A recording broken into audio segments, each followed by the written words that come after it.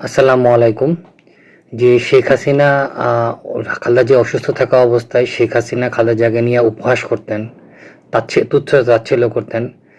আজকে সময়ের পরিক্রমায় শেখ হাসিনা দেশান্তরী, দেশ থেকে পলাতক এবং খালেদা জিয়া বাংলাদেশে সসম্মানে মৃত্যুবরণ করলেন। তো সেই খালেদা জিয়ার মৃত্যুতে শেখ হাসিনা শোক জানিয়েছেন। আমরা শোকটা একটু পড়ি, শেখ হাসিনা কি বলেছেন। বিএনপি চেয়ারপারসন খালেদা জিয়ার মৃত্যুতে জননেত্রী শেখ হাসিনার শোক। বিএনপি চেয়ারপারসন ও সাবেক প্রধানমন্ত্রী খালেদা জিয়ার মৃত্যুতে গভীর শোক প্রকাশ করছি। বাংলাদেশের প্রথম নারী প্রধানমন্ত্রী হিসেবে ও গণতন্ত্র প্রতিষ্ঠার আন্দোলনে তার অবদান অপরিসীম। তার মৃত্যুতে বাংলাদেশের বর্তমান রাজনীতিতে এবং বিএনপির নীতিতে এক অপূরণীয় ক্ষতি হলো। আমি বেগম খালেদা জিয়ার আত্মার মাগফিরাত কামনা করছি। আমি তার ছেলে তারেক রহমান ও পরিবারের অন্যান্য শোকাহত সদস্যদের প্রতি গভীর সমবেদনা জানাই। আশা করছি মহান আল্লাহ তাআলা তার পরিবারের সদস্যদের এবং বিএনপির সবাইকে এই শোক কাটিয়ে ওঠার সহায়তা করবেন।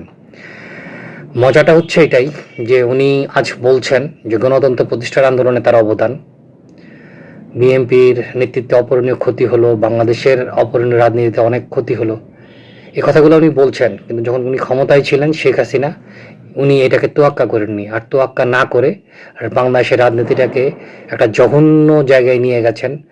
শুধু ফ্যাসিস্ট বললে সেখানে ভুল হবে, বাংলাদেশের রাজনীতি উনি নষ্ট করে দিয়েছেন।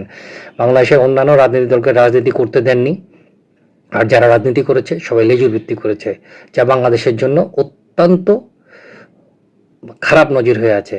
তো শেখ হাসিনা আজকে যে শোকটা প্রকাশ করলেন, সেই শোকটা যদি উনি প্রধানমন্ত্রী থাকা অবস্থায় প্রকাশ করতেন, অথবা তখন যদি উনি সমবেদনাটা প্রকাশ করতেন, তাহলে আজকে হয়তোবা শেখ হাসিনারও পালাতে হতো না, বাংলাদেশের রাজনীতিটাও এত জঘন্য, অর্থাৎ একটা দক্ষিণপন্থী উগ্রবাদীদের হাতে চলে যেত না।